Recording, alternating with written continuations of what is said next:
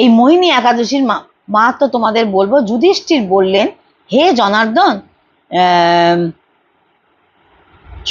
শুক্লপক্ষের কোন একাদশী হয়, তার ফল কি, আর বিধি বা কি? এটা যুধিষ্ঠির বললেন।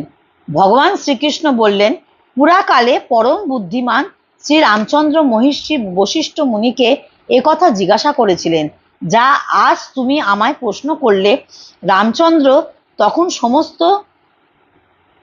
পাপ তাপ ক্ষয়কারী, সর্ব দুঃখ বিনাশক সকল ব্রতদের মধ্যে উত্তম ব্রত সম্পর্কে উপদেশ চাইলেন। বশিষ্ঠ মহারাজ বললেন, বৎস রাম, তুমি উপযুক্ত প্রশ্নই রেখেছ আমার কাছে। মানুষ তোমার নাম নিয়ে সব পাপ থেকে শুদ্ধ হয়ে যায়, আর তুমি কি না জগতের কল্যাণ কামনায় এই পবিত্র উত্তম ব্রতের কথা জানতে চাইলে?